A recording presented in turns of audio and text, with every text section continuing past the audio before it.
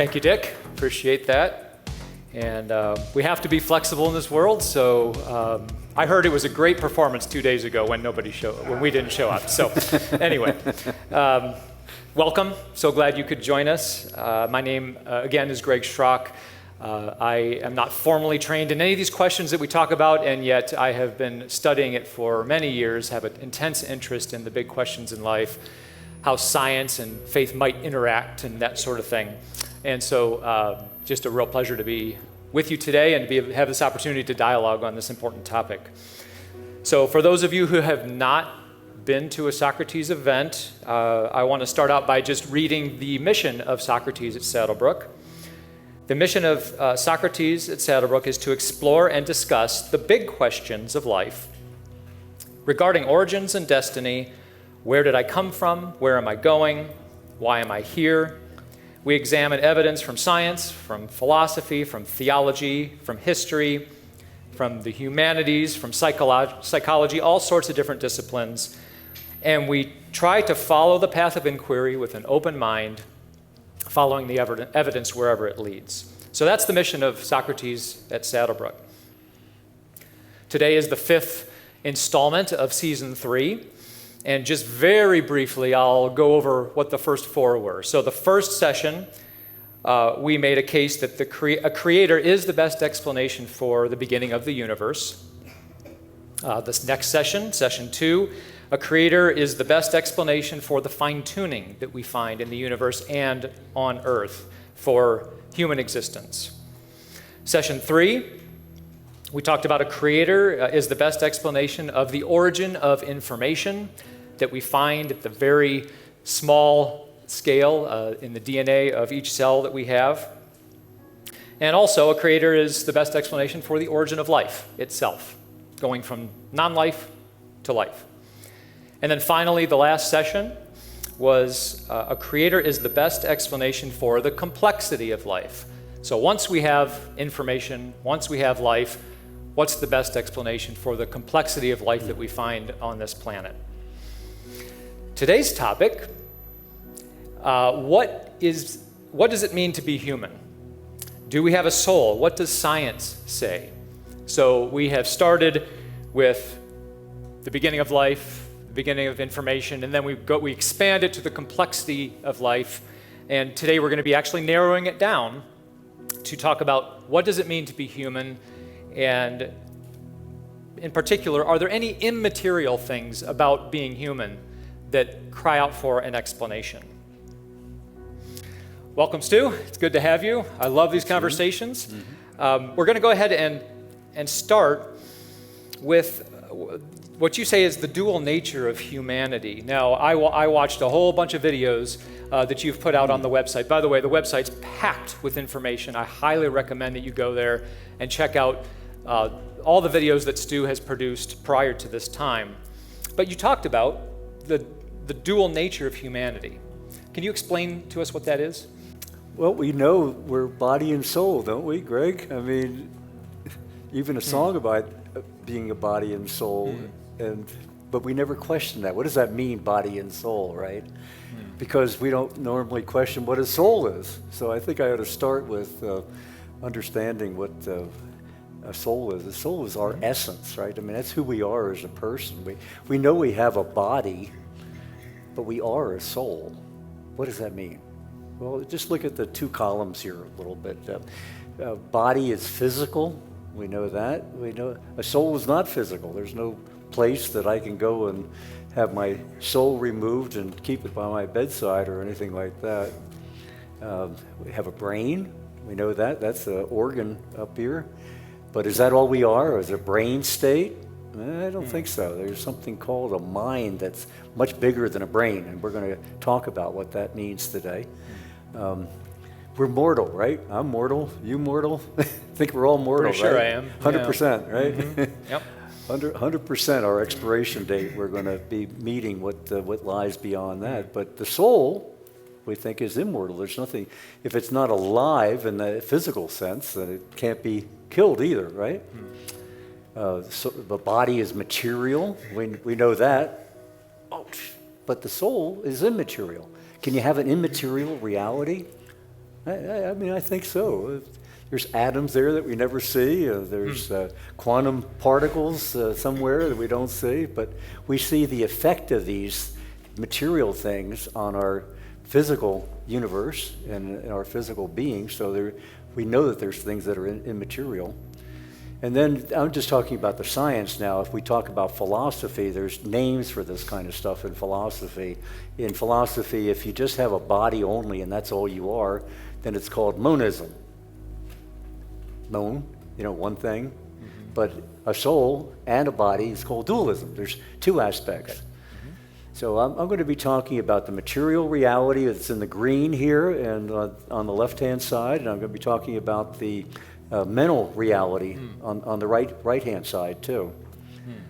And I'm going to do that in this kind of concept, and I'd like you to stay with me on this red and green type of thing.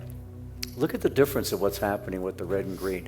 And what I want you to do is do a thought experiment here. Here's the thinker. Here's a version of the thinker. So look at the thinker while I'm talking. Look at the thinker like I'm looking at the thinker here in San Francisco. I was looking at the thinker, and that's what the green version. From my eye, I could see a material reality called the thinker. And I know that that's a statue by Rodin. And I'm thinking about, not only thinking that I see the thinker up there, but I also thinking about the thinker, which is on the right-hand side here. I have a mental view of what's going on. But this material reality, the external view of the thinker, is public. Everybody sees that thinker. They could describe it. If they wrote down a description of it, all your descriptions would be probably the same. That's why we call it objective. It's objective. That's how science works, right? That science works by having multiple people look at objective reality and propose experiments and so forth. We know it's material. Knock it over, it's going to break. And we know it has some physical qualities that we can quantify. But there's something else going on. You're staring at this still, right? You're looking at this thing. Think what else is going on. Like when I was looking at the thinker there in San Francisco, I was thinking about that statue. I was thinking, I saw that at the Louvre in Paris. That was a great trip. I thought about the airfare. Thought about the hotel room. I thought about my honey on the Eiffel Tower celebrating her birthday. But I was doing that at the same time. I was doing the physical. That's a private thing. That's going on at the same time. Do you ever think about that? All this about thinking is going on at the same time the material thinking is going on. I have some physical qualities of this I can write down on a piece of paper, but I could write down what the mental qualities are too. I could write down these things about the trip to Paris and what I'm thinking about. You can be doing that yourself. I have no access to what you're thinking about. Zero access. You could, unless you tell me, right? So this is subjective. It's just what we personally view about this, what the private, and it's immaterial, Greg. It's not material, but it's going on at the same time. But it exists, and it exists. It exists. It exists. So that's what I'm be talking about. That there's two simultaneous realities going on: a material reality and an immaterial reality. And I think it's really important to highlight, again, the subjective and the objective, yes. Right? Even when you talk about truth, you talk about objective truth and you talk about subjective truth, right? Objective truth is truth about what's out there, okay? Like, what is this made of? How big is it? How much does it weigh? That is objective. But then when you talk about subjective truth, it's my perceptions, right? My perceptions, my thoughts about what I think this is. It looks whitish to me, but maybe it looks something different to you. I don't know. I can't get inside your head. And that's what we call subjective. And I think that concept is really, really important here. And it's happening. It's real. It's not just because it's immaterial. Material doesn't mean it's not real. Yeah. Exactly. So we're starting with consciousness, right? And we're appealing to your experience. Everybody knows behind their eyeballs you actually have consciousness. We all know that it exists, that it's real. I understand the Academy denies such things. Is that right? What does the Academy say? How do they explain consciousness? And you mentioned the soul, things that are immaterial. What do they say about that? Well, here's probably a good definition from top a scientist today, Francis Crick. Francis Crick was one of the co-discoverers of DNA. Nobel Prize winner. You can't get much higher than that in accomplishment in the material scientific world. But you'll notice by his statement here, he says nothing about the immaterial world. As a matter of fact, he claims the immaterial world doesn't exist.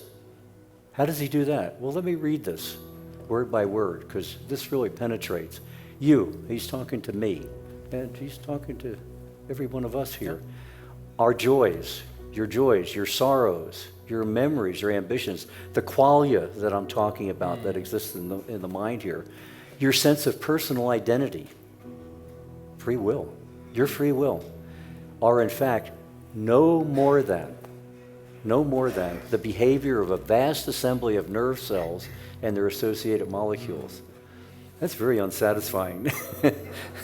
I would think that would be very unsatisfying to any of us. Doesn't science go farther than that? I mean, isn't science the search for truth? Exactly. I mean, we want to find out what's behind this. Scientific investigation with a completely open mind, yes. And objective, I want to know something more than that. The evidence that we're going to look today, it means that we're going to explore what that something more is. So it's not more than. Consciousness. Consciousness, that's a good conversation for dinner. What is consciousness, hon? That'll start quite a conversation. But it's really just our awareness, our awareness of both values that we're talking about here. The objective values of looking at the statue, the subjective of what's going on in our mind, the aboutness of that as well. And that's that total awareness, that package. And real deep thinkers in this area know that there's something more than what Dr. Crick said. I mean, here's one of them, Roger Penrose. That name may or may not be familiar to you, but Stephen Hawking probably is a concept or a name that you know. And those two work together on the origin of the universe. We talked about him way back when. But Penrose has taken his mathematical physics brain and applied it to the world of consciousness. And he knows that there's something missing. He says the consciousness is part of our universe. Yep, it's part of it. So any physical theory that makes no proper place for it falls short of providing a genuine description of the world. So materialism, as Dr. Crick mentioned, falls short.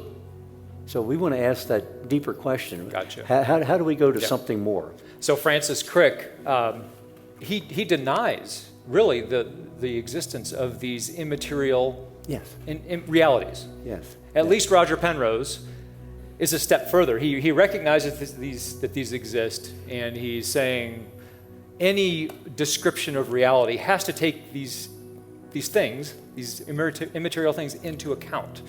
Anything that doesn't, anything that ignores that is not an adequate explanation of reality. Yeah, it's not that he denies the reality of them. I mean, nobody can deny the reality of the red that's going on, the aboutness. But he is so committed to his materialism that he's committed to find a materialistic explanation for it. These. Okay. That's the difference. Okay. And will there ever be a materialistic explanation? Especially if he's pointed in the wrong direction, right? If he has the direction to, he's sitting here in Tucson, he wants to go to New York City, but he has the direction to San Francisco. No matter how much he tries to get to New York by going that way, he's not going to get there, right? Right. And that's what I'm going to be talking about today, that this is a dead end not to explore the immaterial world. Okay. So you've talked about the soul, you've talked about consciousness. And of course, I think the soul is somewhat of a controversial topic today because there are so many people that maybe they don't deny consciousness, but they do deny a soul, right? And not everybody agrees that that we have one. So I'm hoping that you can bring some evidence to bear that shows that actually the soul is real. Well, I'm going to try on two prongs, two roads. Okay. One is I want to show that this mental reality exists beyond our material reality, and then I want to look at capabilities that we have in the red area that can't be explained by the green area, but can't be explained by the material. Right. Excellent. You want me to start? Yeah, go ahead. Okay. There's a whole bunch of good stuff here. Well, I'll start with one everybody identifies with, our five senses. We all have five senses, and we've all experienced that, and we can describe them in a material way. We can talk about wavelengths of light, and we can talk about wavelengths of sound waves. We can talk about the taste buds and the chemistry that's associated with taste. We can talk about pizza and what goes into pizza, and the smell, and we can talk about touch.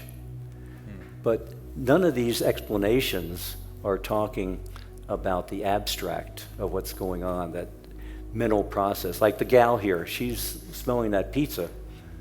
But you know what she's really thinking about when she looks at that pizza and smells it? She's thinking about her first date 25 years ago when Bob took her out after the dance. That's an aboutness, isn't it? Sure is. How about that strawberry? That strawberry is what color? Red. Everybody sees, but do I know, Randy, do I know what red is in your mind? I have no idea. You could be saying green for all I know. But we call it red. We've come to call it red. But what is the color red like? How about that taste of that strawberry? What's it taste like? Well, I can describe. It's kind of like this, kind of like that. But my taste, that's really my taste and not your taste, right?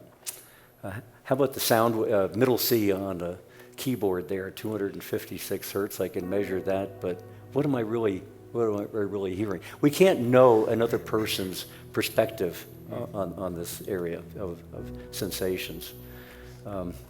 Feelings and emotions. I don't know what's going on in somebody else's mind. Sometimes I can read their face. And a lot of times I get it wrong, right? There's something going on there that I'm not even sure of. I have these emotions. I have things called hope. Wow, what is hope? Explain that. Immaterial, right? My hopes, I want to be successful in life. I have a long, happy life, wealth, and whatever I'm talking about here. Peace of mind. Don't we all just want peace of mind? How do we get the peace of mind? It's immaterial. It's not a material thing. So here are experiences, mental experiences that we're having that go beyond a physical explanation. Dreams. I don't even know. I have dreams every night. I can't tell you what they are. I don't even remember half of them, but it's just I wake up in the morning, I go from a subconscious state to a conscious state, and we don't think about these things a lot of times, but this is mental experiences that we're having. How about love? We were playing love. What the world needs now is love. Everybody's about love. I remember being a kid going to movies with my parents, and everything was about, oh no, not again, dating. Is that all they care about? You know, I mean, I want to see some cowboy and Indians or something. I don't want to, but you know, it's what the bottom line is love, right? The greatest commandment, as I remember, is love. The movie Contact, we've talked about the movie Contact. Yes. One of my favorite scenes of that movie is actually when Matthew McConaughey, his character is a priest, and Jodie Foster's character is actually a scientist who does not believe in any external reality besides materialism. And he says to her, "Do you love your father?" And she says, "I love him very much." And he just looks at her and says, "Well, prove it." She knows she loves him. She knows that love is a reality that exists. But it's not something you can weigh or isolate in a test tube or weigh anything like that. It's immaterial. There's something else going on. There's something else going on. So there's nothing but is false, right? You got it. False or false. How about altruism? I mean, we talked last time about how Darwin never proved what he wanted to set out to prove. I mean, he set out to prove that we were not special creations. That was his objective. He didn't prove that. We showed that last time. Think about altruism. If we're just nothing, or think about evolution. It says survival of the fittest. It's all about me. It's all about my survival. If I'm part of a species, I survive. Now, we know that that's true in a very limited sense, but in a broad sense, we really do, as human beings, care about other people. In fact, the older we get, the more we care, the more we realize. We start off totally, I want my bottle, right? Right. I want to play. And you get a little bit older. Girls, I don't want anything to do with girls, but you get to about 15 or 12, I don't know. I was kind of precocious in that area. Yeah. Let's stay on topic, Stu. Come on now. The thing about altruism, though, is very interesting because Darwinian evolution, that was a topic that we talked about last time, talks all about survival of the fittest. Yes, right? yes. Me. I mean, that's how the animal world works. Yes. Altruism is completely different, isn't it? Oh, yeah. Somehow we know that we should. There's the we should. We ought to put others before us. We have compassion. We sacrifice for others. It's a whole different dimension that the rest of the natural world does not have. That's right. Completely the opposite of Yep. what evolution could produce, or any materialistic explanation. Why we have empathy for people. Why would we sacrifice ourselves for somebody else? How about this one? Forgiveness and redemption. I mean, if there wasn't this in our lives, we wouldn't be very happy people, because we're always falling short of something. But we can say we're sorry, and we can say we start over again. And I'm sorry, Daddy. I mean, there aren't more touching words than hearing that as a father. Or, okay, Dan, I forgive you.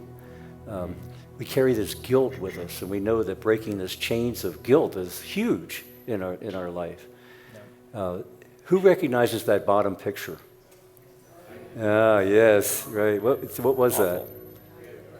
Vietnam, right. The cover of Life magazine back in the early 70s. Here's that napalm bomb of the temple, and these kids are running out, and all her clothes are burned off of her body. She's running naked, ready to die. The photographer that saw her and felt compassion for her wrapped her up and took her to the medical corps there, and they said, oh, just leave her to die like everybody else. And he said, no, I can't do that. He drives her to Saigon, which was so far away, and she survived. 17 operations, she came back. She's alive today. She has 2 children today. She's an amazing woman. Kim Phuc is her name. In 1996, she gave a Veterans Day talk at the Washington Monument, and to about 50,000 people, and she talked about her experience there, and she said that I forgive whoever that pilot was that dropped that napalm bomb. Wow. And she's walking off the stage, and somebody runs up to her and said, I was the pilot. Oh, wow. It's really quite a remarkable story. Yeah. Anyway, that's an immaterial experience. They're not going to explain Absolutely. that one through Darwinian evolution. Absolutely. How about our spiritual connection? I mean, all of us are spiritual at some level. I mean, some of us believe in the Creator, some of us believe in God, and then we end up worshiping. We go to church. 95% of the world is religious. 95% of the world that's immaterial, right? We have these experiences. We even have transcendental experiences. I'm sure every one of us had some experience where we're looking at beauty of a rose, or the beauty of a sunset, or something that just touches us, and we say, there has to be more. Exactly. Has to be more than just nothing but. I think the next one is beauty, actually. Beauty, there it art, is, and yeah. music, and literature. Who doesn't? Is that top picture rocks and water? Well, who doesn't stop at the sunset? Right? Yeah, exactly. And I was actually in Indianapolis this past week for the total eclipse. And talk about beauty. I had seen pictures of eclipses my whole life. The group I was with, we had always seen videos and this sort of thing. But when the moon completely covered the sun, there was a gasp among everybody, because suddenly we recognized the beauty, the majesty of what we were experiencing. The dog kept, sniffing the ground, and the dog did not recognize the beauty of the moment, but that is uniquely a human attribute to be able to recognize that. Good comparison Yeah. there, Greg. I remember listening to a country and western singer from Nashville, and she was going to be playing bluegrass in front of the King and Queen of England. And she was scared to death that she couldn't get, because they're very proper and so forth, the king wouldn't understand what was going on. But about the second verse, she sees his foot tapping. And she's like, I made it. You know, I made that connection. And this rhythm that we have built into us, this starts at a young age. We're born with it. I mean, this is baked in from the very beginning, as we'll show you here.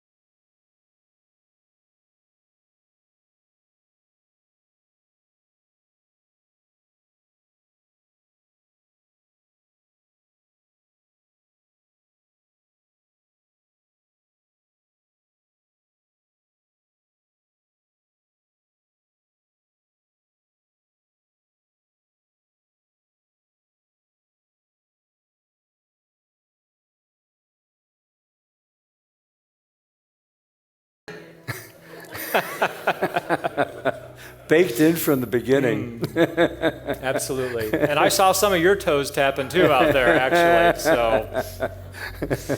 So we know these things through introspection. Absolutely. Looking in, not looking out. Looking Yes. in, and that looking in is the soul. And nobody can deny these things. You're talking about sensations. You're talking about feelings and emotions, love, relationships, altruism, forgiveness and redemption, these spiritual dimensions that we know are true, that we know exist, and yet are non-material realities.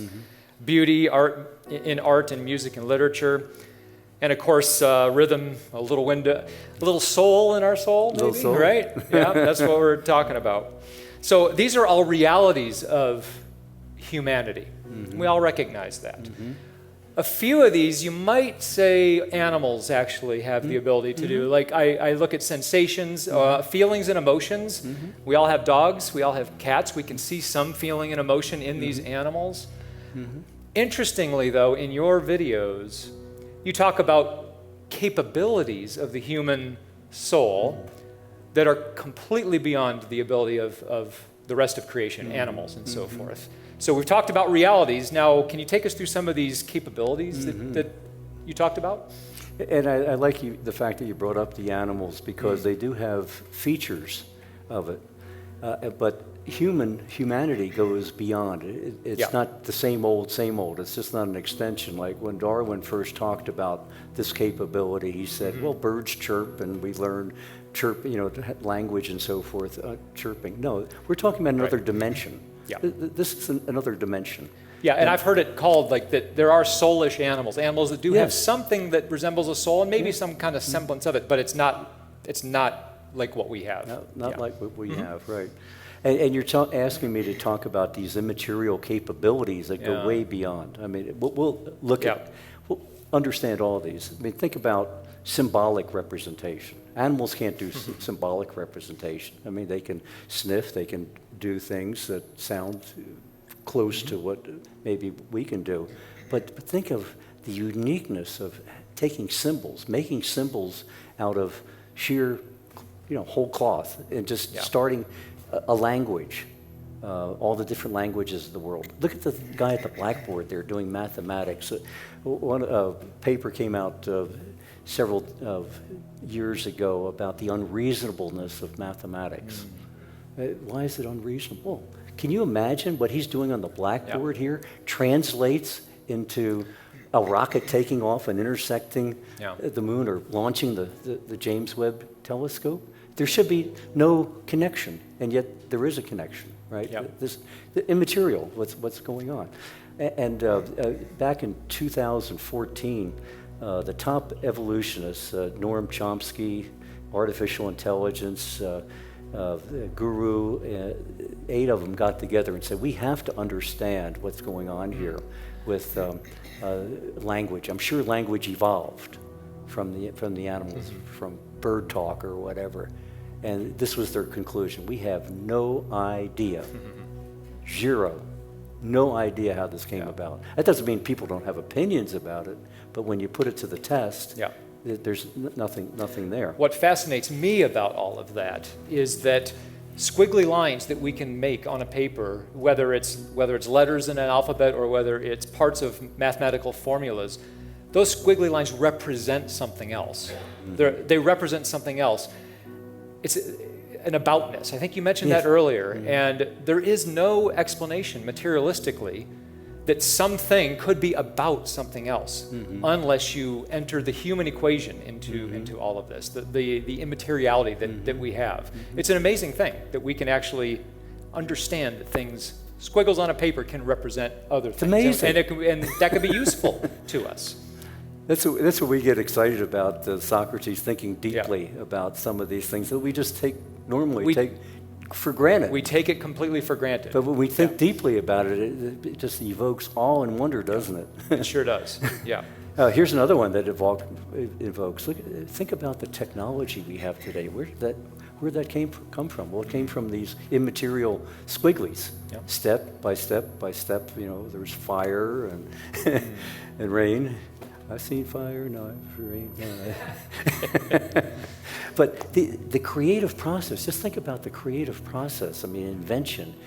Invention doesn't happen without a mind.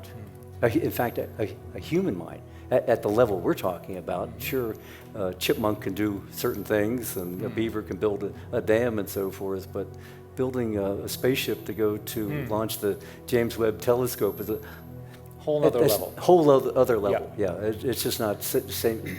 A little bit more. One interesting thing about that, though, is the beaver does, make a dam. Yeah. Even there's some utilization of some tools in the animal kingdom and so forth, but it's always functional. And we as humans do that too. We solve problems. There's something that makes our lives difficult. We solve a problem. But the creative process also involves beauty, something you mentioned earlier.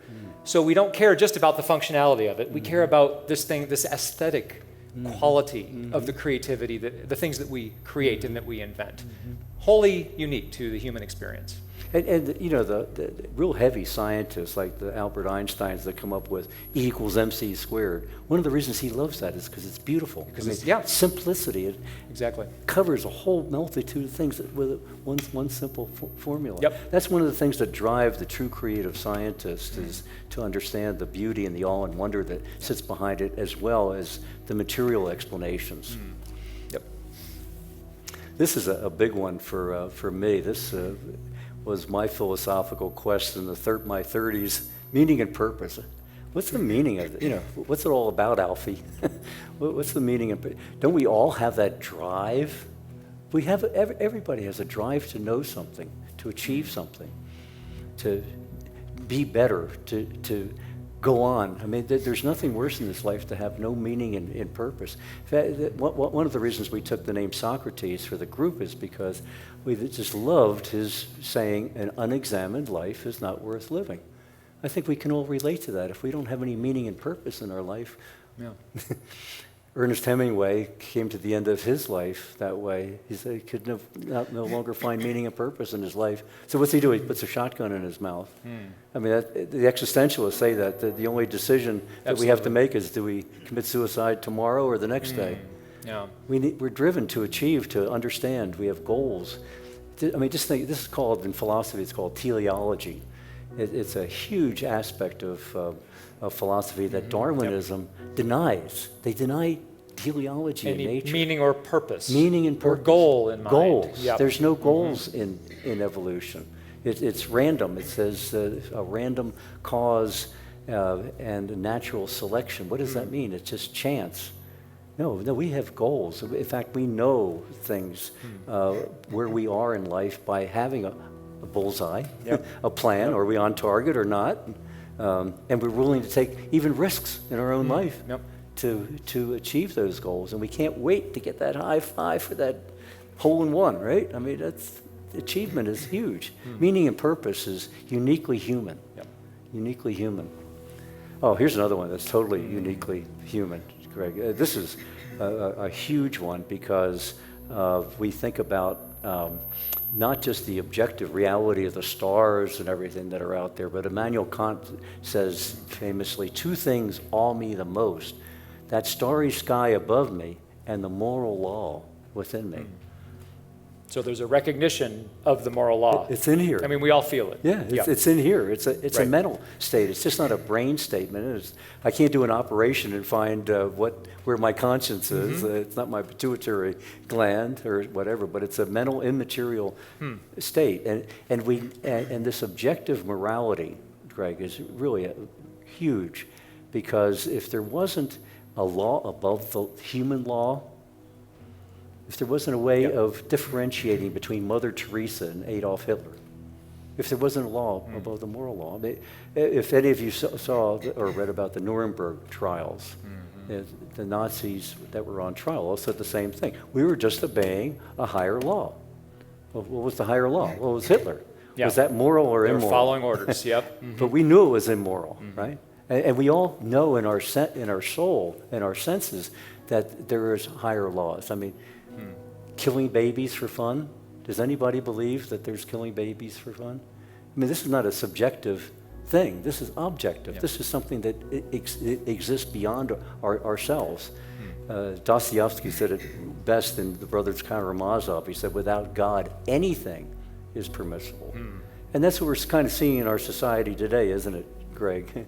Anything is permissible. Yeah. Even denying reality is permissible. But if there's a law above the law, without God, in fact, this is one of C.S. Lewis's proofs for God. He starts off with the concept, he's standing in line there, and who likes somebody breaking in line? I mean, that's everybody knows that, right? That's not fair. That's not right. There's a moral law somewhere in there. And we all know that if there's a moral law, there must be something that gave that law. A lawgiver. If there isn't, from whence does it come? Where does it come from? Where does a law come from? Magic. There must be some authority that gives the law. Exactly. Bertrand Russell said that true. Without God, there is no meaning and purpose in life. Yeah. I took that seriously in my 30s. So now we're coming, to this one that I think is huge. This topic, we all intuitively know that we have free will, right? And yet, the materialists, I know that they deny free will.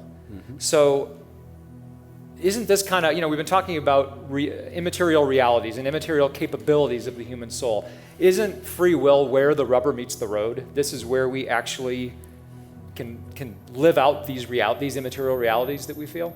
And we do, right? You talked about the aboutness of something, but Yes. all that's being processed here, but it results in an action, doesn't it? Yep. And that action, I'm gonna do an action right now. In fact, I'm gonna do a miracle for you, Greg. A miracle, okay. Anybody want to see a miracle? All right. Aren't you glad you showed up? Okay. All right, here it goes. Abracadabra.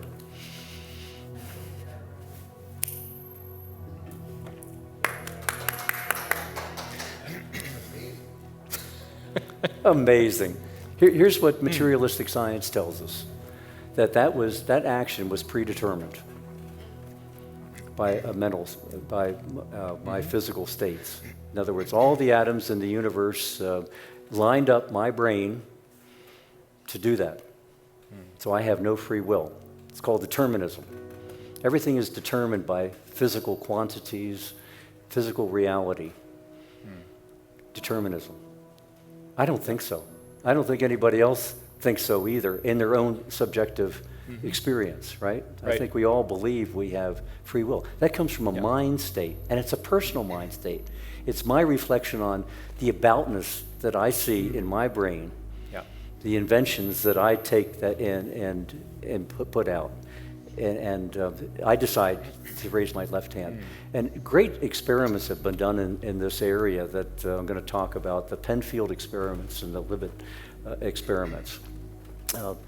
Wilder Penfield, I guess it's Wilder Penfield is his name, is a famous neurosurgeon in the mid-20th century and neuroscientist. And he said he did all thousands of experiments.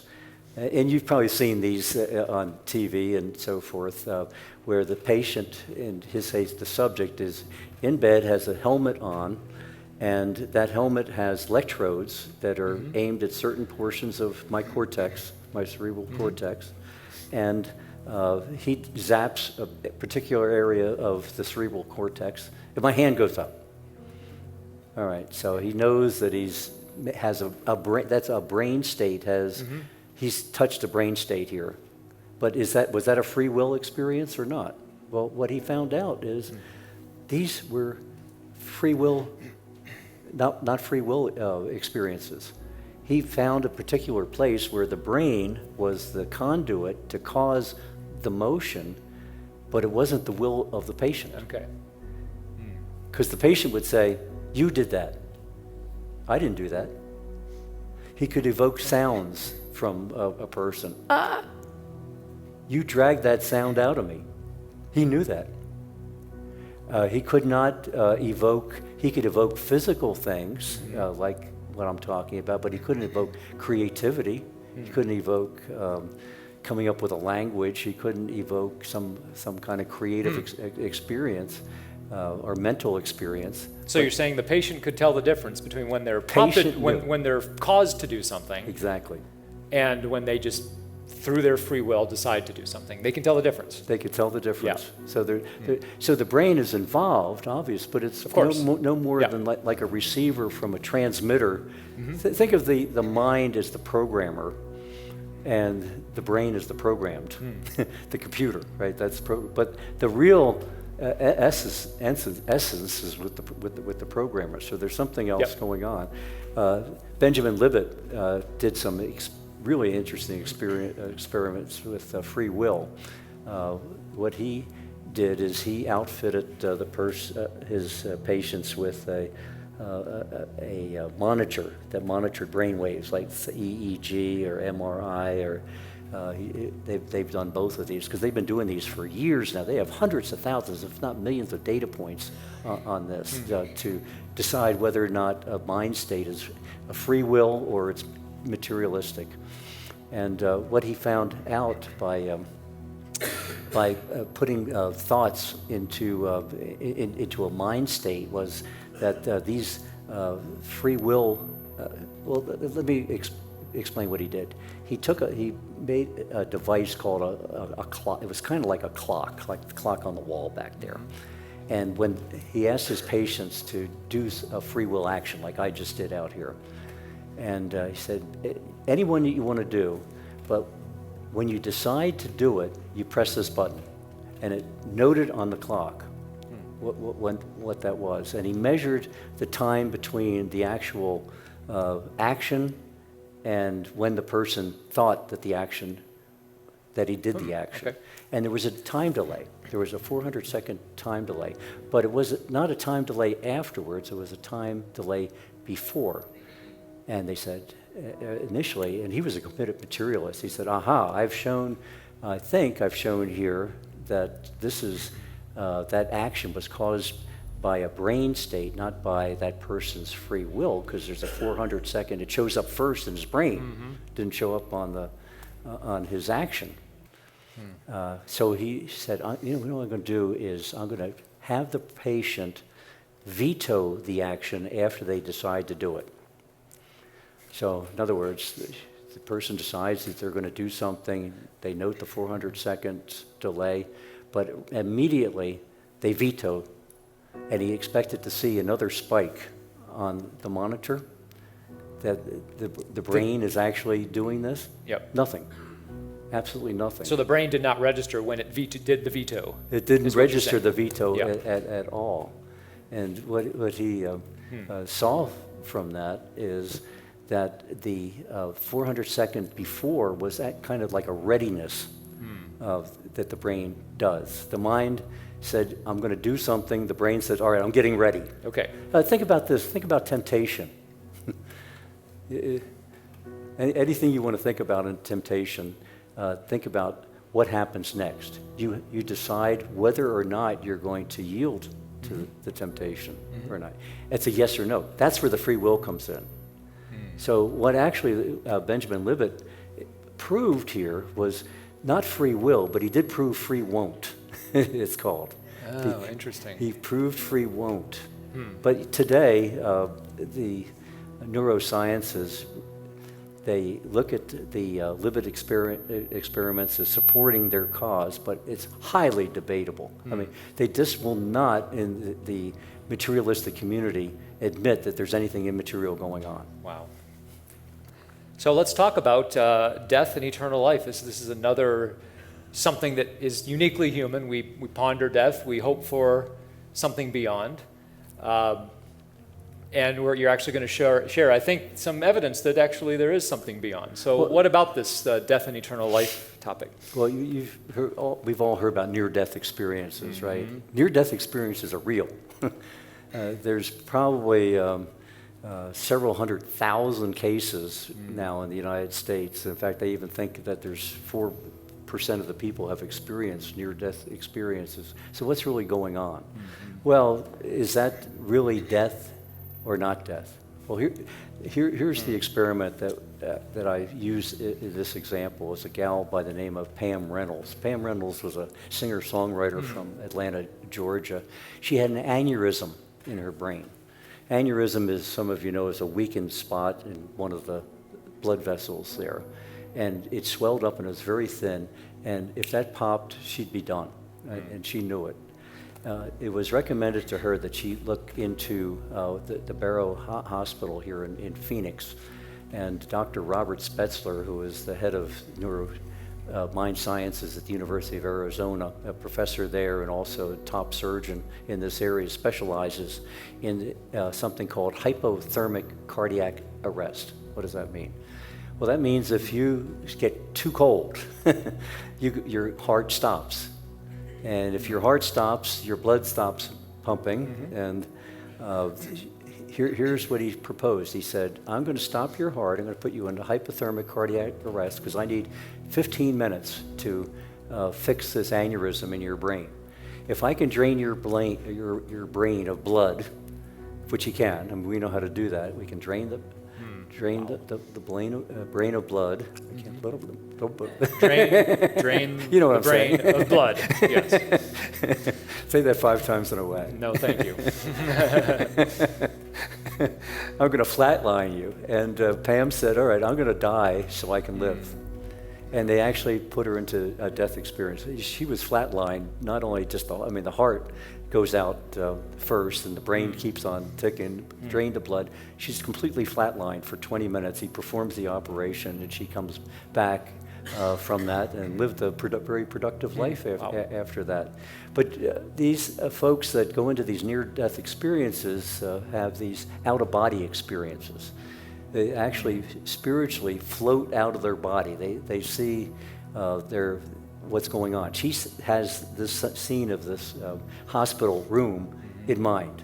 She comes back, had no way of knowing the instrument that he was using on her brain, the haircut that they gave her to do this, the serial number on the fan that was on the top of the room.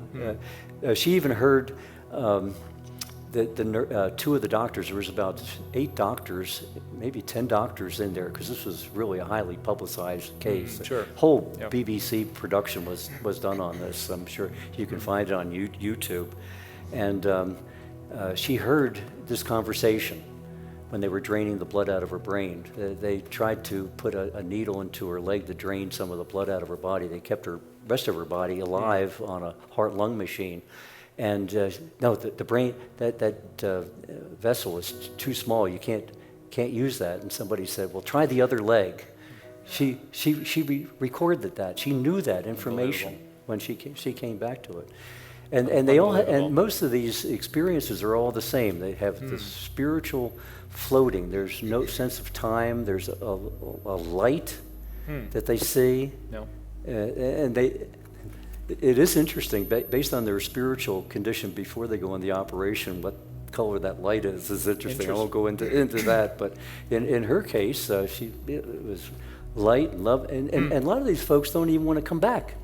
They don't want to come back. You know, they see dead relatives and everything, and this is poo-pooed by materialistic science. Yes. You cannot get past these testimonies for thousands. I'm I actually was highly skeptical that this exists, but I then read a book by John Burke, who is a researcher who had been researching this for decades, and he wrote a popular level book. It's not something that's very difficult to read, and yet he said that the amount of hard evidence that these near-death experiences exist is just all over the place. And he also said how common it is, how common this experience is. Something like, I don't remember, 3 or 4% of the population has 4%. had these things.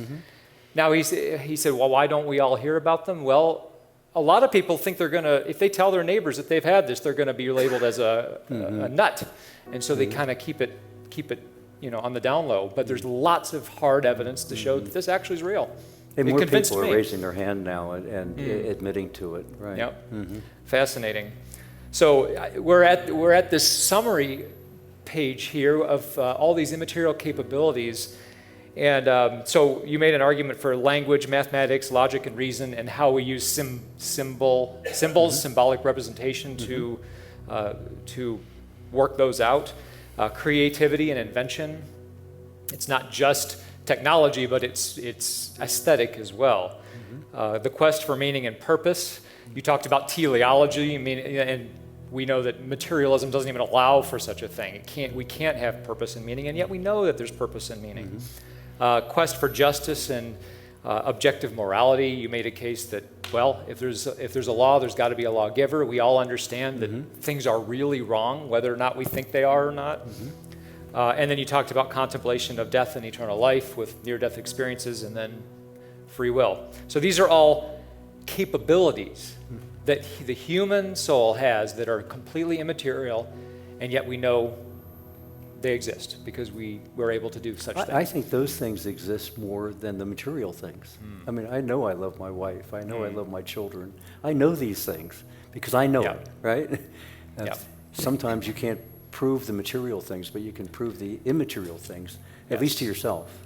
And again, we talked about this earlier, Roger Penrose had this quote, but any worldview that doesn't take these things into account must be an inadequate worldview. There you go. Because we know they exist, right? And why don't we at least say, yes, those things exist, but we don't know anything about it. Be agnostic about it. That's really my quest, is to get it on the table, get these things on the table, and let evidence speak for itself.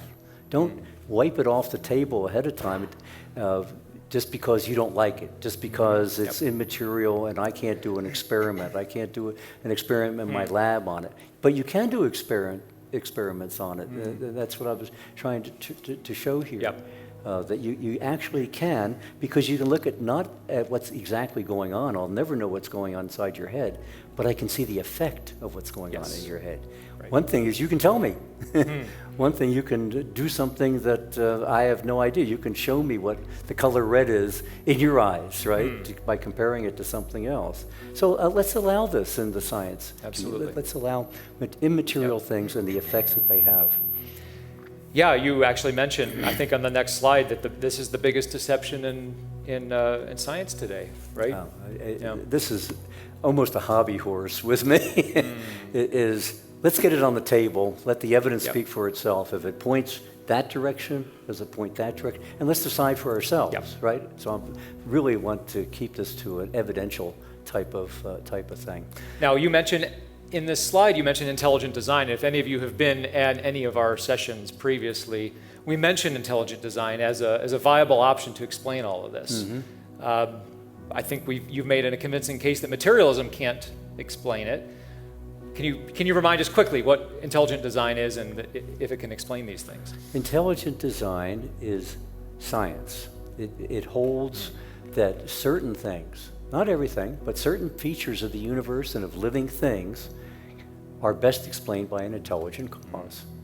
There's certain things that can only be explained by intelligence. But intelligent design is not allowed at the table. You go home and look up Wikipedia, what intelligent design is, they'll call it pseudoscience. Yeah, it's true. Pseudoscience. I've looked. Leave it on the table. If intelligent design is pseudoscience, it will shoot itself in the foot, right? But certain things, certain features of the universe, we talked about beginning of the universe. The universe doesn't come out of nothing, right? Yep. We talked about living organisms. Yep. The origin of information, Origin the of origin of information. life. Yep. Yeah, well, I don't want to take any more time on that, Yeah. but you know, so intelligent design, leave it on the table because it better explains that a brain and a soul worked together. I mean, no less authority than Albert Einstein, who wasn't part of the bureaucracy. And a lot of this is bureaucratic stuff in the Scientific Academy, Natural Academy of Sciences, the societies, the Society of Biological Teachers in our schools and so forth. They're just committed to materialism. So anything that I'm talking about here on immaterialism isn't even allowed to be discussed. Not allowed. Yep. But at least Einstein was such a pariah, he didn't need the approval of anybody, right? He could just call it like it is, and he says the harmony of natural law. He looks at the universe, law, and he wasn't a believer, he wasn't a religious believer. He said the harmony of natural law reveals an intelligence of such superiority that compared with it, all the systematic thinking and acting of human beings is utterly insignificant reflection. I'm with you, Albert. I mean, I think sure. one of the reasons he was so creative is because he wasn't locked into some methodological naturalism that our current science is locked into. And the Scientific Academy is locked into that today. And we know, Greg, that we're intelligently designed, and we know it in our hearts and our minds, and so we might not be able to prove it to the Natural Academy of Sciences, but we intuit this from the very beginning. That little girl, when we're a little girl, we look at a helicopter, we look at a hummingbird, we look at a helicopter, well, that's designed. We look at a hummingbird and say, that's not designed? Come on. I mean, we intuit this stuff. There's universal design that everybody knows exists. We discover intelligence. We discover design and purpose. Materialism just sees parts and mechanics. Let me explain why I have a mousetrap up there. That's about as simple a machine an invention as you can get, right? I mean, you can't get much simpler than 5 parts. So materialism will just tell us, yep, there's 5 parts there: a holding bar, a hammer, a spring, and a platform, and a catch, and it's put together. No, it's a mousetrap. It only gets its essence from being designed for a purpose. That's the only way. Correct. You can't Purposeful. and it's irreducibly complex, Greg. I mean, it's you take one of those parts away, the thing fails. It's not just going to catch less mice. It's not going to catch. It doesn't right. catch any mice. It's not going to catch any Exactly. mice. It's not going to do anything, right? It has design and purpose. If I replace that picture of the mousetrap with a cell, some of you were here for the origin of life when we looked at the complexity of a cell. It's just mind-boggling to know what's going on. In Darwin's day, they thought the cell was just a blob of protoplasm. I mean, they didn't know any better. But we know today that the cell is so irreducibly complex, and take away any part of it, it disappears. And then we look at our body, 100 trillion cells, 100 trillion cells in harmony, right? All working together. All working together. Yes. Teleology, working together. So we're going to say teleology is not a real thing? Come on. Yeah, and earlier you said we can't prove it, but I wanted to just point out that we have a lot of evidence for this. Yes. We can't prove anything with very few things with 100% certainty. Yeah. A proof is quite a high bar, but if you follow the evidence where it leads, it does seem to lead to an intelligence behind all of this. And the third piece I brought in today is body and soul. Yes. And by our own introspection, we know that we have a body, but we also know that we are a soul. It's all 100 trillion cells working for a particular design and purpose. Well, I want to make sure we have time for questions, but before doing that, I would love to just go over the takeaways that we hope that you take away from this. So first of all, the materialistic ideology that human beings are nothing but our brain is increasingly proving to be false. We have a dual reality, a material body, which is a brain, and an immaterial soul, which is a mind, and the brain is subservient to the mind. And then you gave us good evidence that we directly encounter immateriality of our soul. We experience things like feelings, emotions, love, relationships, and so forth. And then also our souls have capabilities that are non-material, like symbolic logic, language, reason, contemplation of death, free will, these sorts of things. And finally, we said that materialism is not a good explanation for these things, and that intelligent design is a better explanation for this dual reality that we have as humanity. Yeah. That's a good summary there, Greg. You talked about revolution. Why don't you speak a little bit about Well, I this? just want to end with this. In the 20th century, quantum mechanics revolutionized classical physics.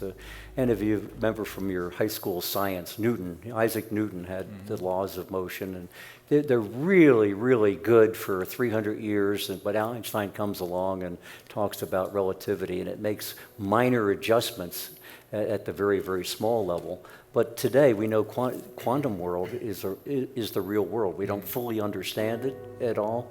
It was a revolution in the 20th century. This same kind of revolution has to come to the mind sciences, and that's my prediction. In the 21st century, this mind-body duality will come to bear, because duality proved itself in quantum mechanics, in classical physics. Is an electron a wave or a particle? The answer is yes. It's both. At the same time. Yeah. Remember the Einstein's distributive being two things in one place, one thing being in two places at the same time, local versus non-local. Oh, yeah. That's been proven. We proved it to 15 decimal places. And we're going to do the same thing in my prediction in this century, when this stuff gets it to the table and this just doesn't get swept off the table because of methodological naturalism, as they call it. Excellent. Well, good. Let's do a little bit of Q&A, Dick. First off, let's give a little hand to Stu and Greg.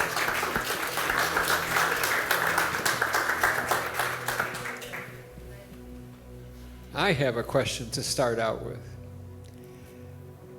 You talked about one of the things that separates us from the animals is our intelligence. Some of it can't be explained materialistically. In my case, I know my dog is smarter than I am. I'm not so sure that's proof. But my question is this. A lot of scientists are predicting that artificial intelligence will eventually become sentient. It will be able to think. It will be able to create. It will be able to appreciate. Given enough time, and many predict that that time is coming quickly, there will be artificial intelligence that can create. Is that true? No.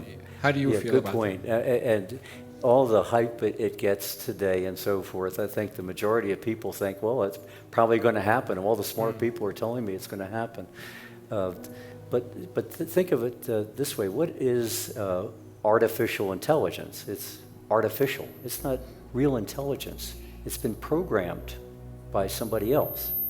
I mean, all it is think about a programmer versus the program. The programmer is the one that has the intelligence. What the programmer has put into it is a series of step-by-step procedures. And all computer is step-by-step procedures called an algorithm.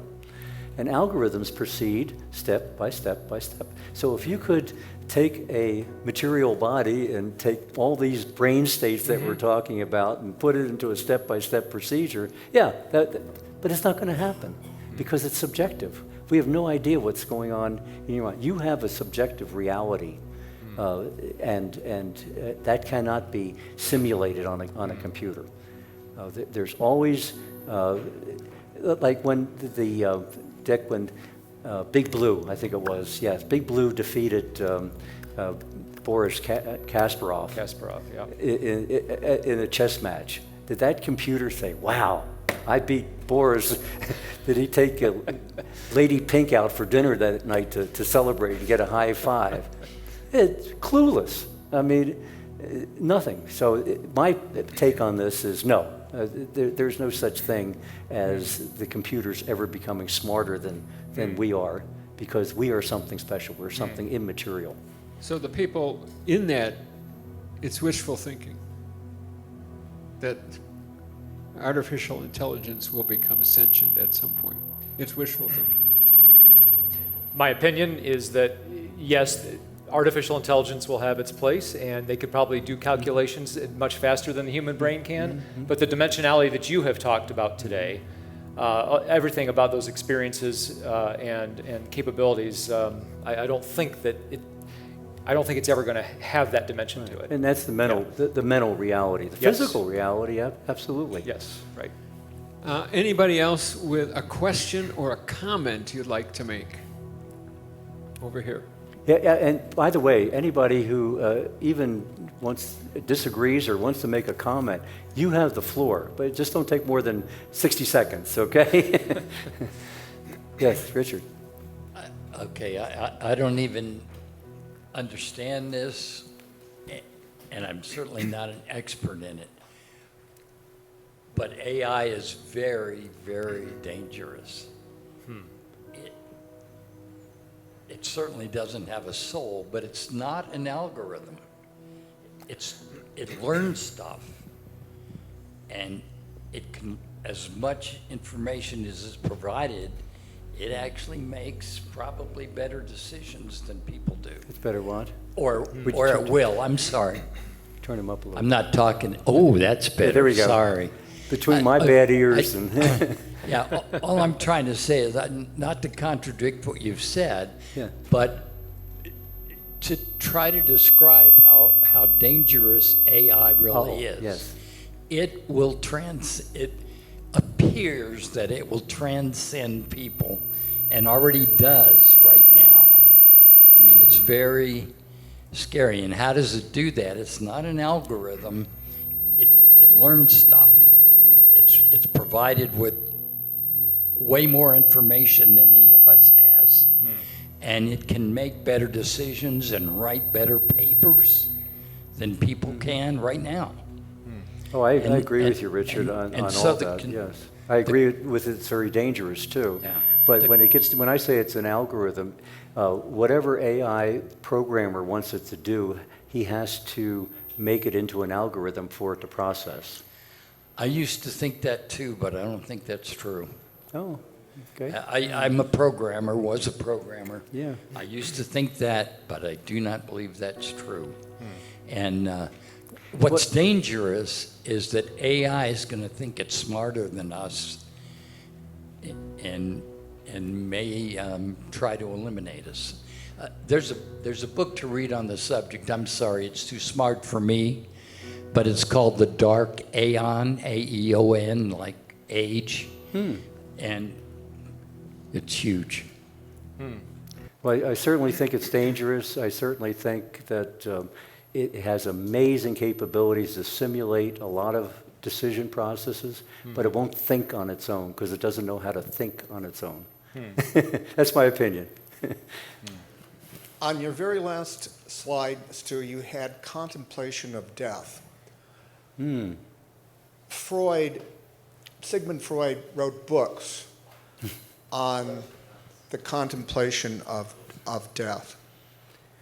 And it's my understanding that the crux of our consciousness as human beings is the self-awareness of our own mortality. Good point. And that unlike a cat who has two major capabilities, fear and aggression, the aggression is to catch the mouse, the fear is the dog next door is going to come over and eat it. But if you take a cat and put it in front of a mirror, it has no idea what it's looking at. In fact, it doesn't even look in the mirror. But our consciousness, as I said, the crux of our consciousness is our own mortality. And I'm wondering, the next question is, why did the intelligent designer imbue us with that capability? Well, the next month I'm going to discuss what or who is God.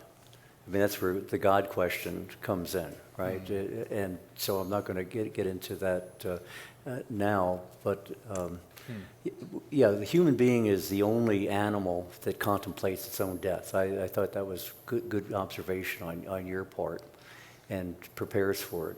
Other creatures don't know about that. That's a mental state that only we have. Anyone else? Feel free to make a comment on anything that you've read in this area. My dog Jasper is still the smartest animal that I know. Everybody's going to compete for the smartest smartest animal dog, now. yeah. Dick is not going to want to hear that. Well, I don't know if my dog's the smartest, but he's smarter than I am, that's for sure. Any other questions or comments you'd like to make? Here's one. Is there, Hold it right up here so we can all. is there a distinction between spirit and soul? Oh, that's a good one. I'll save that one for next month too, because because it's in both of them are immaterial. The reason I'm saying that, Randy, is both of them are immaterial, right? And from a religious standpoint, some believe that the spirit and the soul are the same thing. Some believe that they're separate entities. I don't make a distinction between the two because I want to make a distinction between the material and the immaterial. So both spirit and soul that way are immaterial. I'll put them in that same category. But I will I'll address that a little bit of, like in the Christian faith and so forth, what the difference between the spirit and the soul are. Good question. So that topic will be covered in detail next month, May 16th, on a Thursday. If you're interested, a number of us are going to go to dinner. You can join us and we can keep the discussion going. So thank you so much for attending. Thanks. Thank you.